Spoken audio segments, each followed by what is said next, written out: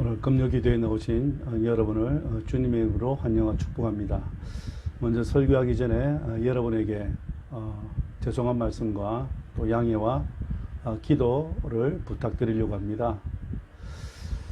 수요 기도회 때 잠시 언급한 것처럼 저와 김덕주 목사님은 오늘 오전 보건소에서 검사를 받고 왔습니다. 지금 설교를 녹화하는 중에는 연락이 오지 않았지만 오후에 음성으로 결과가 통보오리라 믿습니다. 근데 보건소에서 이 확진자와 한 공간에 있었다는 이유 때문에 15일까지 자가 격리를 하면 좋겠다고 해서 지금 집에 머무르고 있습니다. 그 얼마 전에 더불어민주당의 대표인 이낙연 대표가 한 라디오 방송에 출연했다가 본인이 앉았던 의자 그리고 마이크가 그 앞에 선 사람이 확진자로 이렇게 판명되면서 15일 동안 자택에서 자가 격리했던 것처럼 저도 어쨌든 15일까지 자가 격리를 해야 됩니다. 저와 김 목사님은 주중에 교회에서 출근해서 이렇게 생활하고 있습니다. 코로나가 재확산되고 또 2.5단계 사회적인 거리두기를 하고 난 다음부터는 더 조심해야 되겠다는 생각으로 밖에 나가서 식사하지 않고 주문해서 이렇게 식사를 하고 있습니다. 지난 화요일 날 9월 1일이죠. 우리 김 목사님과 또 신 목사님이 같이 이렇게 중국집에서 볶음밥과 짜장면을 시켜 먹었는데 그날 저녁에 신 목사님 몸이 좀 이상해서 수요일 날 오전에 가서 검사를 받았는데 양성 반응이 나왔습니다. 확진자가 되어서 지금은 남산에 있는 자가 격리 진료소에서 이렇게 치료를 받고 있습니다.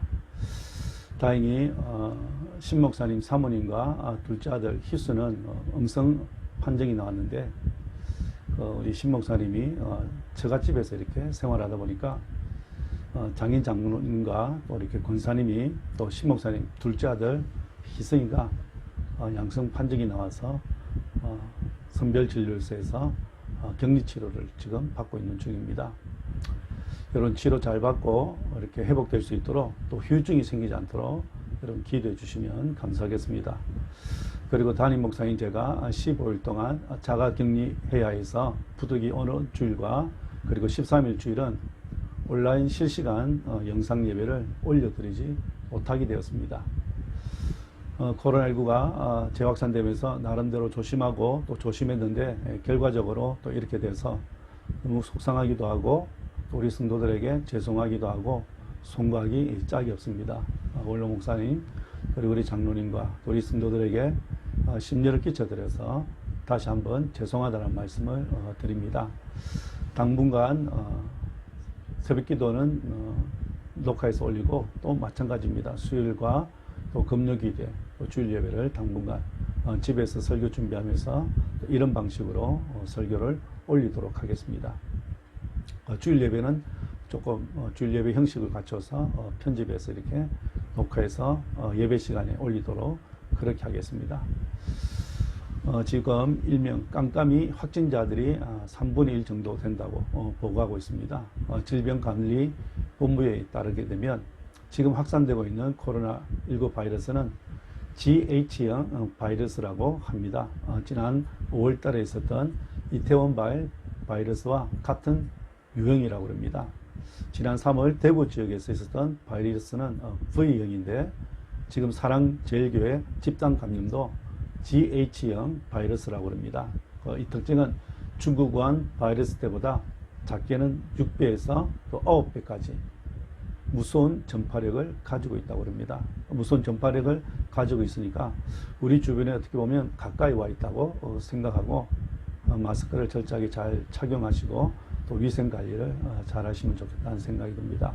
이번 일로 인해서 저도 또 우리 성도들도 이렇게 다시 한번 마음을 잡고 전화위복의 계기가 되었으면 좋겠다는 생각이 듭니다. 저와 또 교회를 위해서도 기도해 주시고 또 여러분들도 기도의 자리에서 또 개인적인 자리에서 신앙적인 태보가 아니고 신앙의 성장과 성숙을 잘 지켜갈 수 있는 성숙한 우리 성도들이 되시기를 주님 이름으로 기도하고 또 축복합니다. 자, 오늘 본문은 고린도 전서 1장 1절에서 9절까지 말씀입니다. 제가 먼저 본문 읽고 말씀을 드리도록 하겠습니다. 고린도전서 1장 1절에서 9절까지 말씀입니다. 하나님의 뜻을 따라 그리스도 예수의 사도로 부르심을 받은 바울과 형제 소수대는 고린도에 있는 하나님의 교회 곧 그리스도 예수 안에서 거룩하여지고 성도라 부르심을 받은 자들과 또 각처에서 우리 주 곧 그들과 우리 주 대신 예수 그리스도의 이름을 부르는 모든 자들에게 하나님 우리 아버지와 주 예수 그리스도로부터 은혜와 평강이 있기를 원하노라. 그리스도 예수 안에서 너희에게 주신 하나님의 은혜로 말미암아 내가 너희를 위하여 항상 하나님께 감사하노니 이는 너희가 그 안에서 모든 일 곧 모든 언변과 모든 지식에 풍족함으로 그리스도의 증거가 너희 중에 견고하게 되어 너희가 모든 은사에 부족함이 없이 우리 주 예수 그리스도의 나타나심을 기다림이라. 주께서 너희를 우리 주 예수 그리스도의 날에 책망할 것이 없는 자로 끝까지 견고하게 하시리라. 너희를 불러 그의 아들 예수 그리스도 우리 주와 더불어 교제하게 하시는 하나님은 미쁘시도다. 아멘. 고린도전서를 묵상하는데 도움이 되기 위해서 서론적으로 몇 가지 말씀을 드리고 오늘 본문에 대해서 말씀을 드리도록 하겠습니다. 고린도전서는 바울이 고린도에 있는 교회에 보내는 편지입니다. 고린도 교회에 대한 이 관련된 이야기가 사도행전 16장부터 시작해서 19장까지 나오기 때문에 이 고린도 전서를 우리가 살펴보면서 이 사도행전의 이야기를 이렇게 병행해서 이렇게 살펴보면 쉽게 또 이해가 됩니다. 지난 금요일까지 이 사도행전 강의를 다 마치고 이제 바울이 쓴 편지, 이제 고린도전서 편지를 살펴보려고 합니다. 이 고린도 교회는 바울이 두 번째 전도 여행 중에 세운 교회입니다. 고린도는 바울의 두 번째 전도 여행 중심지였습니다. 이곳에서 1년 6개월 동안 머물면서 이렇게 복음을 전하고 가르쳤습니다. 사실 바울이 두 번째 전도 여행에서는 아시아에 가서 이렇게 복음을 전하려고 했습니다. 하지만 성령께서 아시아에서 복음을 전하지 못하도록 이렇게 막으셨어요. 바울이 전하고 싶었던 그 아시아 지역은 오늘날 지금의 터키 지역입니다. 사도행전 16장에 보시면 바울이 아시아에 가서 복음을 전하기를 원했지만 성령께서 이렇게 바울이 아시아에 가서 복음 전하기를 허락하지 않습니다. 사도행전 16장 1절에 보면 성령이 아시아에서 말씀을 전하지 못하게 하시거늘 그렇게 말씀하고 있어요. 그러니 바울이 고민이 생겼을까요? 안 생겼을까요? 당연히 고민이 생겼을 겁니다. 그런 가운데 바울이 밤에 환상을 이렇게 보게 됩니다. 마게도냐 사람 한 사람이 나타나서 자기를 도와달라고 손짓하는 것을 이렇게 도움을 요청하는 것을 이렇게 보게 돼요. 그래서 바울은 즉시 마음을 바꿔서 이렇게 유럽 쪽으로 복음을 전하러 가게 됩니다. 바울 일행이 첫 번째로 도착한 곳이 바로 빌립보 지역입니다. 거기서 바울과 실라가 귀신 들린 여종을 고쳐줬다는 이유 때문에 심하게 두들겨 맞고 이렇게 감옥에 갇히게 되죠. 그곳에서 바울이 밤중에 찬양하고 기도하다가 옥문이 열리게 됩니다. 그로 인해서 간수가 또 자결하려고 할 때 바울이 자결하지 말라고 이야기하고 복음을 전하게 되고 간수가 또 예수 믿게 되고 또 그의 가족들이 다 예수 믿는 사건이 일어나게 됩니다. 그리고 이 빌립보 지역에서 이제 데살로니가 지역으로 옮겨가게 됩니다. 이 데살로니가에 있는 유대인들이 바울 일행을 엄청나게 이렇게 핍박을 합니다. 그래서 또 데살로니가를 떠나서 가까운 베레아로 갔습니다. 거기에 사람들은 데살로니가 사람들보다 더 신사적이어서 바울이 전하는 말씀을 듣고 그 말씀이 하나님 말씀이 그러한지 아니한지 상고했다고 그랬습니다. 그런데 이 데살로니가 사람들이 베레아까지 쫓아와서 바울 일행을 이렇게 핍박하고 방해를 했습니다. 바울이 또 도망갈 수밖에 없었어요. 근데 그거 도망간 곳이 바로 아테네입니다. 아테네는 여러분이 아시는 것처럼 그리스 철학의 중심지입니다. 당시 유행하던 스토아 학파 그리고 에피큐로스 학파의 이 철학자들과 바울이 이렇게 대결 이렇게 논쟁을 하게 됩니다. 바울도 가말리엘 학파 출신이잖아요. 배울 만큼 배운 사람입니다. 그런데 이 철학자들과 논쟁하면서 복음을 전했는데 복음이 들어가지 않았어요. 바울이 여기에서는 전도가 철저하게 실패하게 됩니다. 나중에 바울은 자신의 지식과 학문을 동원한 전도 방법에 대해서 나중에 반성하게 되고 뉘우치게 됩니다. 어쨌든 그렇게 실패를 경험한 다음에 간 곳이 바로 어디냐면 고린도 지역입니다. 바울은 지금 이 고린도에서 편지를 쓰면서 1절 하반절로 보면 소스데나라는 사람과 함께 이 편지를 쓰고 있다고 그렇게 밝히고 있습니다. 이 소스데에 대한 기록은 사도행전 17장에 18장 17절에 이렇게 나오게 됩니다. 이 고린도에서 유대인들이 바울을 붙잡아 가지고 로마 총독에게 데려가서 고발합니다. 율법을 어기도록 가르친다는 거예요. 그러자 총독 갈리오가 그런 종교적인 문제에 대해서는 내가 관여하지 않겠다고 하면서 법정에서 다 내쫓아 버립니다. 그러자 사람들이 이 법정 앞에서 회당장 소스데네를 붙잡아서 때려요. 자, 여러분, 유대인들은 어디를 가든지 회당을 짓습니다. 그리고 그 회당을 중심으로 공동체를 형성하면서 살아갑니다. 그래서 유대인 10명이 모인 곳에는 항상 회당이 있다고 말할 정도예요. 그러니까 유대인의 삶의 중심은 성전이지만 성전은 어디만 있습니까? 예루살렘만 있습니다. 그래서 가는 곳곳마다 성전을 세울 수 없으니까 회당을 세우고 거기에서 모여서 하나님께 예배를 드립니다. 예수님도 안식일마다 어디에 갔어요? 회당에 가서 이렇게 말씀을 가르치시고 때로는 병자들을 고치시기도 하셨습니다. 이처럼 회당은 흩어져 사는 유대인들의 삶의 중심이었습니다. 그런데 이 유대인들이 회당장을 이렇게 붙잡아서 때렸다고 하는 것은 어떤 의미가 있겠어요? 지금 바울이 고린도에 왔을 때 헬라인 그리고 유대인들 모두에게 열심히 예수 그리스도를 증거했습니다. 그러니까 워낙 유대인들의 반대와 핍박이 심해지자 이 바울이 유대인들을 포기해버리고 또 헬라인들에게 복음을 전하기로 했어요. 그런데 이 회당장이었던 그리스도가 이렇게 예수를 믿게 됩니다. 회당장이 예수를 믿었다는 것은 유대인들의 입장에서는 굉장히 큰 충격이거든요. 그래서 아마도 이 그리스도가 해고되고 이렇게 그 후임으로 소스데네가 회당장이 되었습니다. 그런데 회당장이라는 사람이 바울과 어울리고 있더니 가만히 보니까 예수를 믿는 것이었어요. 그러니까 유대인들 입장에서는 화가 난 거예요. 그래서 총독 내쫓아버린 그 법정 앞에서 이 소스데네를 붙잡아서 심히 이렇게 둘겨 팼던 거예요. 그러니까 이 소스데네는 유대인으로서 그리스도인이 된 사람입니다. 그리고 고린도 교회의 핵심 멤버를 할 수 있습니다. 여러분, 고린도의 회당장이면 대단한 위치에 있는 사람입니다. 그러니까 총독 앞에서 이렇게 법정 앞에서 이렇게 맞았으니까 얼마나 큰 사건이에요. 근데 소스데네는 고린도 교회에 특별한 의미가 있는 그런 사람이었습니다. 그런데 이 소스데네가 바울과 함께 지금 에베소에 머물러 있으면서 이제 바울과 함께 지금 고린도의 교회에 보내는 편지를 지금 함께 이렇게 쓰고 있는 거예요.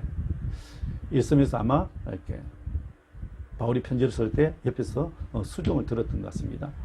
바울이 고린도 교회에 편지를 보내면서 고린도 교회 출신인 소스데네를 언급하면서 바울과 소스데네 두 사람의 이름으로 이 고린도 교회에 편지를 써서 보낸다는 것을 밝히고 있습니다. 자, 2절 시작에 보시면 고린도에 있는 하나님의 교회라는 표현이 있습니다. 무슨 말이냐면 고린도 시에 세워진 교회라는 그런 뜻입니다. 그런데 고린도 전서를 이해하기 위해서는 또 고린도 교회에 대한 특징을 우리가 알아야 돼요. 첫 번째는 지중해 연안에 있는 항구 도시가 바로 이 고린도입니다. 상업적으로 굉장히 번창했던 곳이었어요. 그리고 두 번째로 고린도는 헬라 철학, 그러니까 그리스 철학의 깊은 영향을 받고 있는 그런 곳이었습니다. 헬라 철학의 영향을 많이 받아서 수사학과 또 웅정술이 이렇게 뛰어났습니다. 그러다 보니까 자신이 가진 지식을 그러니까 아마 자랑을 많이 했을 거예요. 자기가 가진 지식이 최고인 양, 그렇게 아마 자랑했던 것 같습니다. 자기의 지식을 드러내기 위해서 대단히 사변적이고 또 따지기를 그렇게 좋아했던 것 같아요. 이런 특징이 고린도 시의 사람들이었습니다. 그리고 세 번째로 고린도에는 다양한 인종들이 살고 있는 그런 곳이었습니다. 그래서 분파를 만들기를 좋아하고 당 짓기를 좋아했습니다. 이것은 나중에 이 고린도 교회가 분쟁을 낳게 되는 배경이 되기도 했습니다. 그리고 네 번째로 고린도는 우상 숭배와 음란의 도시였습니다. 이방 신전이 30여 개 있었는데 그 중에 대표적인 신전이 아프로디테 신전이었습니다. 여사제가 1000명이나 이렇게 있었는데 그 모두 다 이렇게 창녀였어요. 밤에는 도시에 내려와서 엄란한 짓을 행하기도 했습니다. 이것이 나중에 고린도 교회 안에 음행의 문제를 낳게 되는 원인이 되기도 합니다. 자, 그러면 고린도 교회는 언제 세워졌는가? 이 고린도 교회에서 누구를 만나게 되느냐면 바울이 브리스길라와 아굴라 부부를 이렇게 만나게 되죠. 아시는 것처럼 아굴라와 브리스길라 이 부부는 천막을 만드는 직업을 가지고 있습니다. 바울의 직업도 천막을 만드는 그런 기술을 가지고 있었어요. 브리스길라와 아굴라 이 부부와 함께 이 개척에서 세운 교회가 바로 이 고린도 교회입니다. 바울은 이 고린도 지역에서 1년 6개월간 머물면서 복음을 전하고 가르칩니다. 그리고 이 고린도전서를 어디에서 기록했는가 하면 바울이 3차 전도 여행 가운데 에베소에 머물러 있을 때 글로에라고 하는 여성으로부터 이 고린도 교회에 대한 소식을 이렇게 듣게 됩니다. 고린도서 1장 11절에 보면 나와요. 분쟁이 있다는 소식을 이렇게 듣게 됩니다. 그 분쟁이 있다는 소식 들으면서 아마 여러 가지 많은 이야기를 듣게 됐던 것 같아요. 자, 우리가 살펴보고 있는 이 고린도 전서는 사실 오늘날 현대 교회가 가진 문제들의 단면을 보여주고 있다고 해도 과언이 아닙니다. 왜냐하면 고린도 교회는 분쟁뿐만 아니라 음행 문제, 또 소송 문제, 혼인에 대한 문제, 우상 제물 먹는 문제, 또 성찬에 대한 문제, 은사 문제, 또 부활 문제, 헌금 문제에 대한 소식을 들고 이렇게 쓴 편지가 고린도 전서입니다. 그러니까 현대 교회가 가지고 있는 문제들에 대한 성경적인 대안을 가르치고 있는 본문이 어떻게 보면 고린도 전서라고 할 수가 있습니다. 자, 먼저 오늘 본문 1절에서 3절까지 보면 바울의 문안 인사가 나옵니다. 자, 먼저 1절에 볼까요? 하나님의 뜻을 따라 그리스도 예수의 사도로 부르심을 받은 바울은 그렇게 말하고 있습니다. 하나님의 뜻을 따라서 사도가 되었다는 말을 하고 있어요. 자, 바울이 사도가 된 것은 자기 노력이나 그리고 다른 사람의 추천으로 된 것 아닙니다. 하나님의 뜻으로 말미암아 사도가 되었다. 사도로 부르심을 받았다. 그렇게 말하고 있어요. 이는 사도라는 말은 아포스톨로스라고 해서 보냄을 받은 자라는 뜻을 가지고 있습니다. 사도는 하나님의 교회를 세우기 위해서 세상에 보냄을 받았다는 그런 뜻을 가지고 있습니다. 바울은 자신이 사도가 된 것은 하나님의 뜻을 따라서 주님의 교회를 세우기 위해서 보냄을 받았다는 분명한 확신을 가지고 있습니다. 자, 여러분, 이런 확신은 저 같은 목사만 있는 것이 아니고 또 교회를 섬기는 우리 모든 분들에게도 사실은 있어야 됩니다. 내가 하나님의 뜻에 따라 하나님의 부르심을 받아서 하늘의 교회를 섬기고 있다는 그런 분명한 확신, 그리고 사명이 없으면 사실 충성스럽게 또 신실하게 직분들을 감당할 수가 없습니다. 저는 우리 하늘의 교회 모든 직분자들이 이런 분명한 확신과 또 이렇게 사명감을 가지고 교회를 섬기는 우리 성도들이 되었으면 좋겠습니다. 그리고 다시 2절 보시면 바울이 고린도 교회를 어떻게 표현하고 있냐면 고린도에 있는 하나님의 교회라 그렇게 표현하고 있습니다. 이 표현은 아주 중요합니다. 고린도에 있는 하나님의 교회라는 말은 먼저 교회의 소유권은 누구에게 있다는 이야기냐면 바로 하나님께 있다는 그런 이야기예요. 앞서 말씀드린 것처럼 고린도 교회는 바울이 1년 6개월 동안 천막 만드는 힘든 노동을 하면서 개척해서 세운 교회가 바로 고린도 교회입니다. 하지만 바울은 결코 자신의 교회라고 말하고 있지 않아요. 하나님의 교회라고 분명히 말하고 있습니다. 그렇습니다, 여러분. 교회는 어떤 경우에도 인간이 주인이 될 수 없습니다. 교회 주인은 하나님입니다. 인간이 아무리 많이 수고를 하고 또 많은 돈을 투자해서 그렇게 교회를 개척하고 세운다 할지라도 교회 주인은 하나님이심을 잊지 말아야 됩니다. 그런데 많은 목회자들과 성도들이 말로는 하나님의 교회라고 말은 하면서도 실제로는 그렇지 않은 모습을 보게 됩니다. 교회를 개척한 목회자는 내가 얼마나 고생해서 세운 교회인데 라고 생각하면서 자기 아들에게 이렇게 세습하는 그런 목회자도 있습니다. 총회법까지 무시하면서 아들에게 세습을 하고 있어요. 또 서울에 있는 어떤 교회는 공동의회에서 3번씩이나 부결되었음에도 불구하고 끝까지 아들에게 담임 목사 자리를 물려주는 그런 교회도 있습니다. 이런 주도권 싸움으로 인해서 교회가 분쟁에 휩싸이고 또 빠지는 일들이 그렇게 생기고 있습니다. 자, 여러분, 교회 주인은 어디까지나 하나님이심을 잊지 말아야 됩니다. 바울이 온갖 고생과 수고를 해서 세운 고린도 교회이지만 자신의 교회라고 말하지 않고 하나님의 교회라고 말하고 있다는 거예요. 이것은 이 땅의 모든 교회의 진정한 주인은 누구라는 말이에요? 하나님이시라는 겁니다. 하나님이 교회의 주인이라는 이 사실을 잊어버리면 안 됩니다. 그리고 두 번째로 고린도에 있는 하나님의 교회라는 말은 문제가 많은 고린도 교회도 하나님의 교회라는 그런 뜻을 가지고 있습니다. 앞으로 우리가 살펴보겠지만 고린도 교회는 문제가 많은 교회였습니다. 앞에서도 말씀드린 것처럼 분쟁, 당파를 짓습니다. 음행에 대한 문제, 소송에 대한 문제, 은사 문제, 성찬의 문제, 혼에 대한 문제, 부활 문제까지 헌금에 대한 문제를 많이 다루고 있습니다. 그러니까 인간적으로 생각해보면 그런 교회가 무슨 교회냐라고 말할 수 있습니다. 지금 바울이 개척한 교회가 이렇게 문제가 많은 교회, 골치 아픈 교회가 되고 말한 거예요.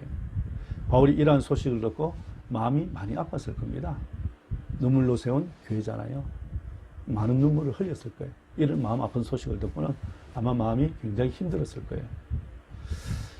고린도 교회가 정말 문제가 많은 교회요, 또 골치 아픈 교회였음에도 불구하고 바울은 이 같은 고린도 교회도 하나님의 교회라 그렇게 부르고 있습니다. 여러분, 여기에는 깊은 의미가 있어요. 여러분, 지상의 교회는 어떤 교회든지 완전하지 못합니다. 죄인인 인간이 모인 교회는 불완전할 수밖에 없습니다. 문제가 생길 수밖에 없어요. 치부가 있는 것이 당연한 거예요. 그럼에도 불구하고 고린도 교회를 바울은 하나님의 교회라 그렇게 부르고 있습니다. 어떤 분들은 그런 이야기합니다. 우상들이 많이 있고 또 도덕적으로 타락하고 음란한 곳이 있는 그곳에 고린도 교회를 세운 것 자체가 잘못된 것 아니냐 그렇게 말하는 분도 있습니다. 여러분 어떻게 생각하시는지 모르겠습니다. 여러분, 교회가 존재해야 되고 교회가 세워져야 되는 장소가 어떤 곳입니까? 고린도 지역과 같은 타락한 세상입니다. 세상. 죄 없는 곳에 세워지는 곳이 교회가 아니고 죄가 많은 곳에 세워져서 그들을 변화시키는 사명을 가지고 있는 것이 바로 지역교회입니다. 교회예요.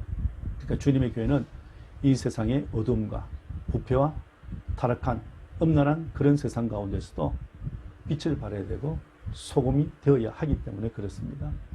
우리가 교회에 대한 이해를 올바로 하고 있어야 됩니다. 교회가 윤리와 도덕의 기초에서 세운 것이 교회가 아니라 예수 그리스도를 기초로 해서 세운 것이 교회이기 때문에 그렇습니다. 인간의 행위 여부 때문에 교회 본질이 흔들려서는 안 된다는 그런 뜻이에요. 마태복음 16에 보면 예수님께서 제자들에게 이런 질문을 합니다. 너희는 나를 누구라 하느냐? 그렇게 질문합니다. 그때 베드로가 어떻게 고백했습니까? 주는 그리스도시요 살아계신 하나님의 아들입니다. 그렇게 고백했습니다. 그자 예수님께서 바요라 시몬아 내가 복이 있도다 그렇게 말씀하시면서 너는 베드로라 내가 이 반석 위에 내 교회를 세우리니 그렇게 말씀하고 있습니다. 여기 이 반석 위에 내 교회를 세운다 그랬습니다. 그죠? 이 반석 위에 내 교회를 세운다 그렇게 말씀합니다. 이 반석은 뭘 이야기합니까? 베드로 인간 자체를 이야기하는 것 아닙니다.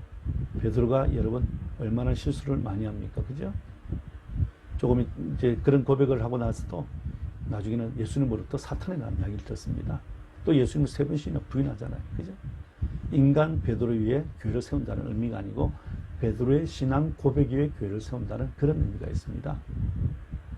그러니까 베드로의 신앙 고백 위에 세워지는 것이 바로 교회라는 거예요. 교회 건물이 아무리 화려해도 또 그곳에 모인 사람들이 아무리 많이 모여 있어도 그 교회가 베드로의 신앙을 고백을 하지 않는다면 그 교회는 참된 교회라고 할 수 없다는 거예요.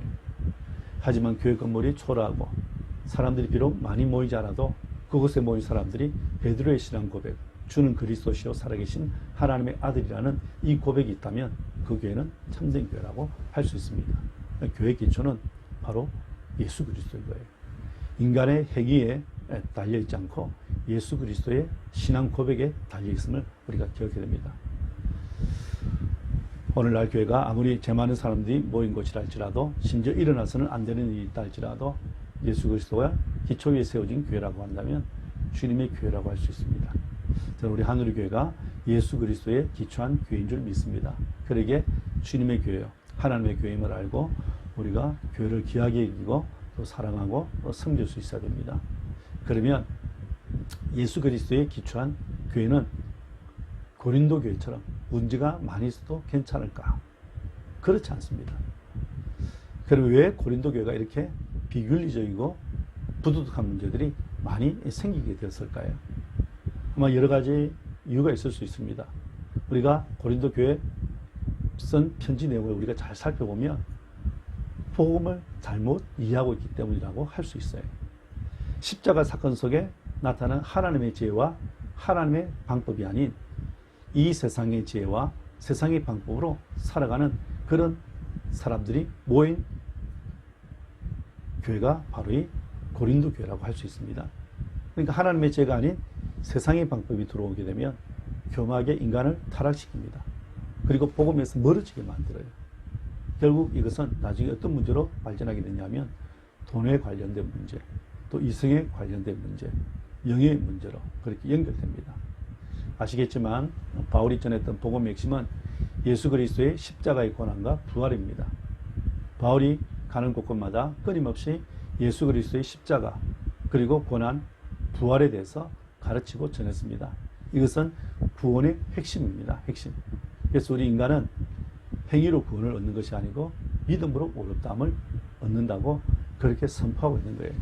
그런데 세상의 기준으로 보면 이런 이야기가 얼마나 미련하게 들리는지 모릅니다.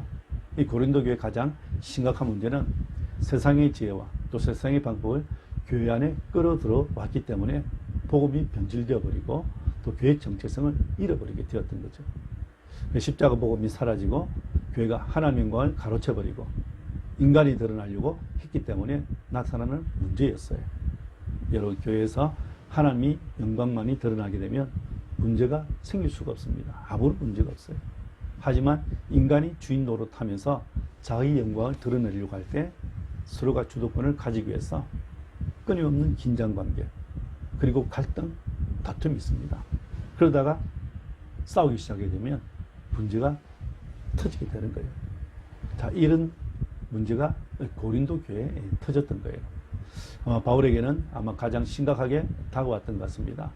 자신이 전한 그리스도를 따르려고 하기보다는 바울 자신을 따르려고 하는 사람도 있었고 또 바울 위에 베드로나 아볼로나 그렇게 따르려고 하는 사람들이 있었던 것 같아요.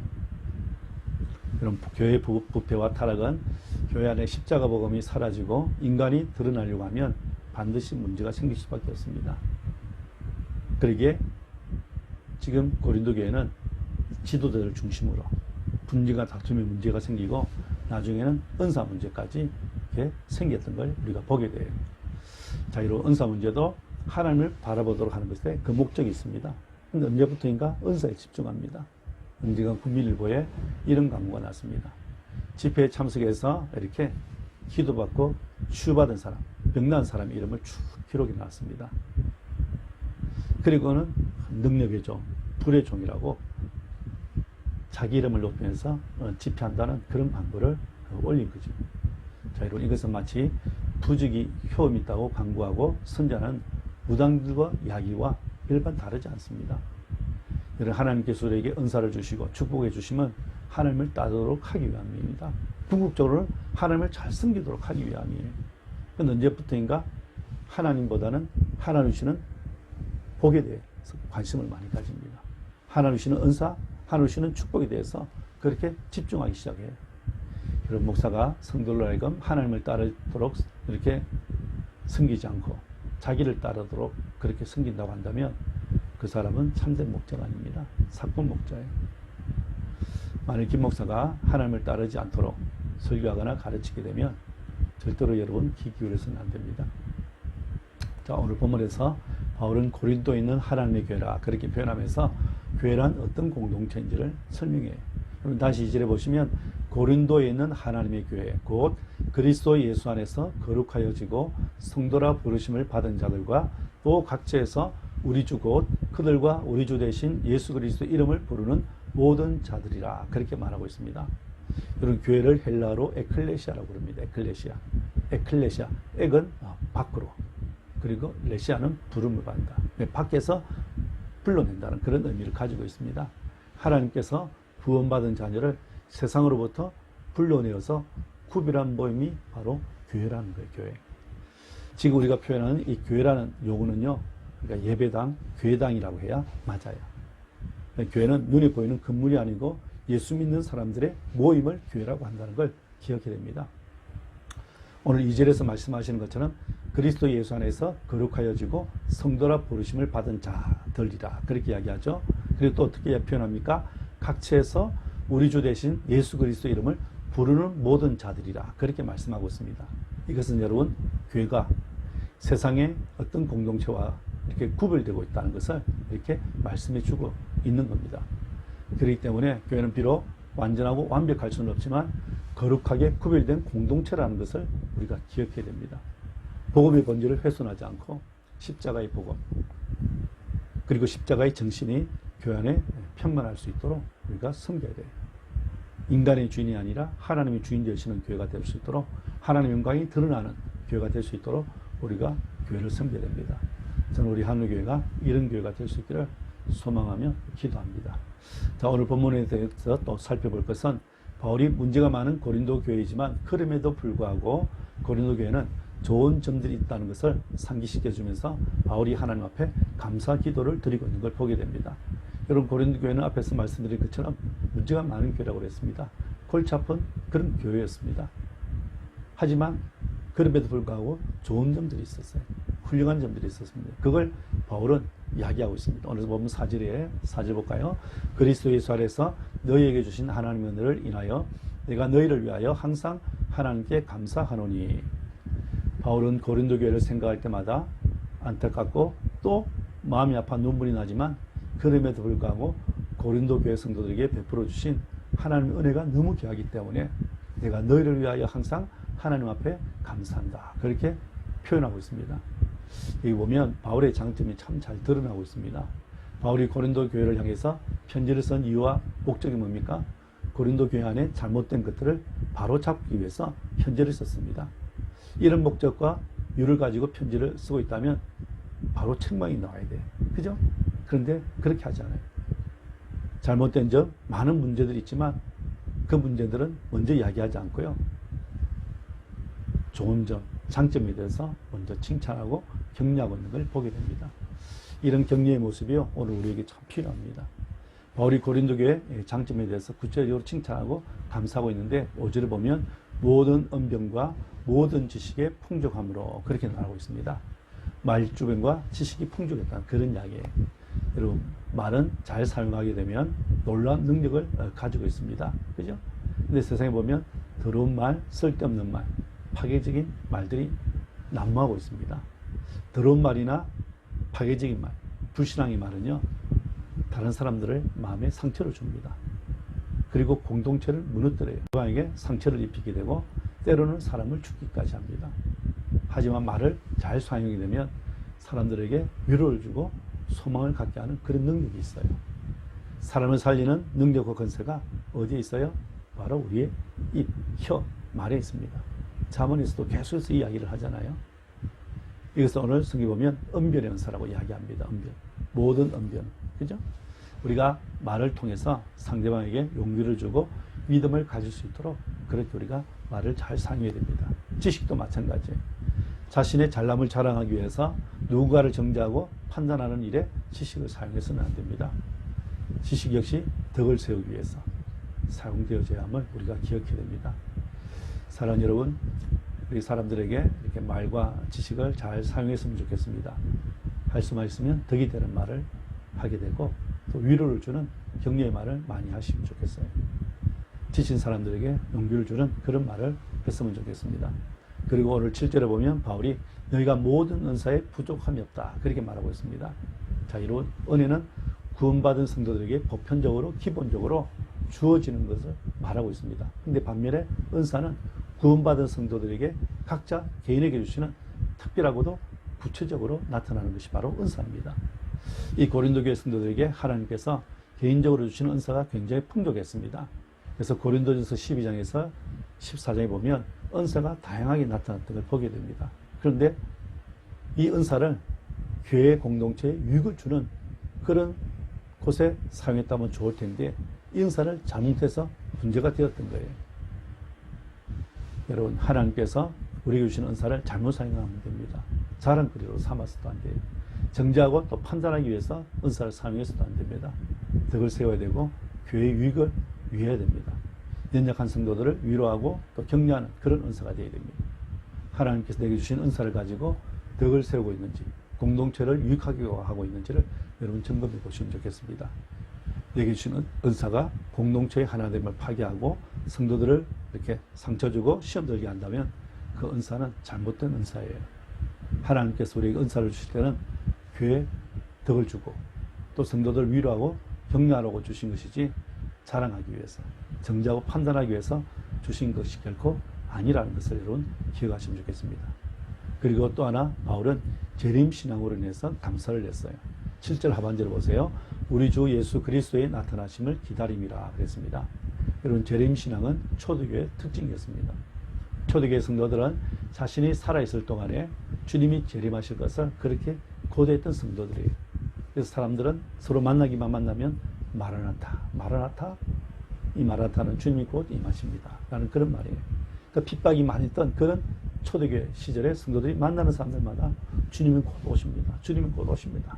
재림신앙을 하면 이야기를 하면서 그들이 그 핍박을 그렇게 이겨나갔던 거죠.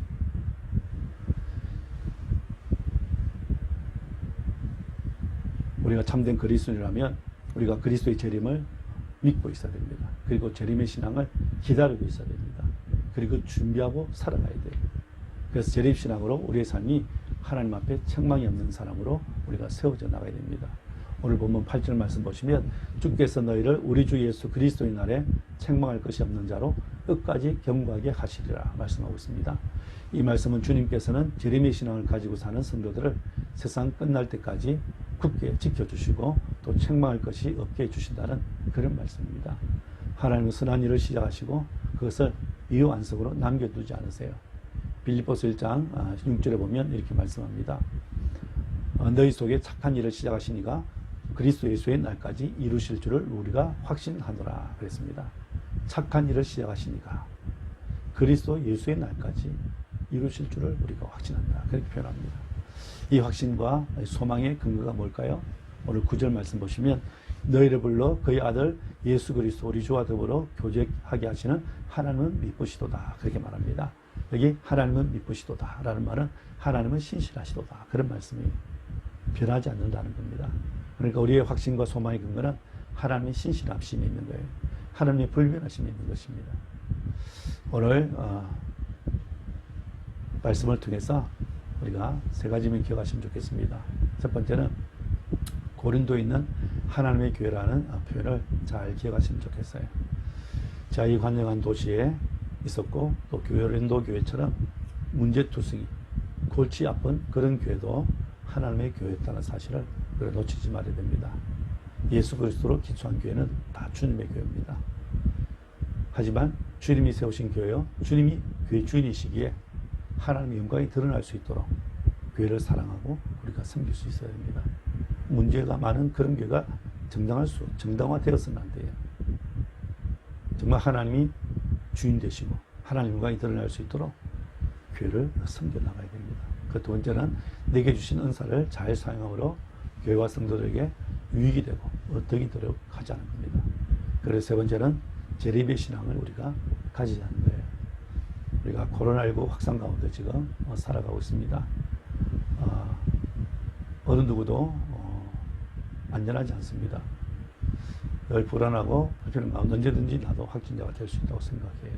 그렇기 때문에 우리의 신앙이 늘 하나님께 초점 맞춰줘야 됩니다. 늘 재림의 신앙. 내가 언젠가 주님 앞에 설 수 있다는 이 신앙을 가지고 살아간다면 우리는 두려움이 없어요. 저는 우리 주님이 오시는 그날까지 또 우리가 주님 앞에 서는 그날까지 책망할 것이 없는 자로 끝까지 경고한 자리에 믿음의 성숙함을 잘 지켜가는 우리 하늘의 교회 또 우리 하늘의 교회 성도들이 되시기를 주님의 이름으로 축원합니다. 아멘. 기도하겠습니다. 고마우신 하나님 아버지, 오늘부터 고린도전서 말씀을 묵상합니다. 오늘 말씀을 통해서 고린도 교회에 있는 하나님의 교회라는 이 표현을 우리가 잘 기억할 수 있도록 인도하여 주옵소서. 비록 문제투성이 교회고 또 하나님 골치 아픈 문제들이 많은 교회였지만 주님이 세우신 교회였고 예수 그리스도를 기초한 교회이기에 하나님의 교회라고 바울이 표현했던 것을 우리가 기억하고, 비록 우리 교회가 연약한 교회고 또 하나님 아버지 완벽하지 못하고 부족한 것이 있다 할지라도 하나님의 교회임을 기억하고 하나님의 교회를 사랑하고 귀하게 여기고 섬길 수 있는 은혜와 복을 허락하여 주옵소서. 오늘 내게 주신 은사도 교회를 유익하게 하고 성도들 유익하게 하라고 주신 은사임을 기억하고, 우리의 은사가 주님의 없는 교회를 유익하게 하고 덕을 끼칠 수 있는 은혜를 베풀어 주옵소서. 이 코로나19가 창궐하고 있는 가운데 있습니다. 언젠가 우리가 주님 앞에 서게 될 텐데, 또 주님이 오실 텐데 하는 이 재림의 신앙을 가지고 주님 앞에 언젠가 선다는 이 변할 수 없는 이 사실을 우리가 기억하고 하나님 앞에 책망할 것이 없는 자로 우리의 신앙이 퇴보하지 아니하고 신실한 자리 끝까지 잘 지켜갈 수 있는 우리 성도들이 될 수 있도록 인도하여 주옵소서. 그래서 주님 앞에 섰을 때 우리 하늘교회 성도들 모두가 하나님 앞에 칭찬받는 은혜가 있도록 인도하여 주옵소서. 하나님 아버지, 하루속히 이 코로나19가 종식될 수 있도록 은혜를 베풀어 주시고, 오늘도 우리가 함께 모여서 기도하지 못하지만 각자 주어진 자리에서 기도 제목을 위해서 함께 기도할 수 있는 우리 성도들이 될 수 있도록 인도하여 주옵소서. 감사드리며 예수님 이름으로 기도드리옵나이다. 아멘. 자, 음악과 함께 기도 제목이 나갈 겁니다. 기도 제목 보시고 함께 조금이라도 기도하시고 이렇게 금요 기도의 자리를 떠나시면 좋겠다는 생각이 듭니다. 함께 해주신 분들에게 진심으로 감사드립니다.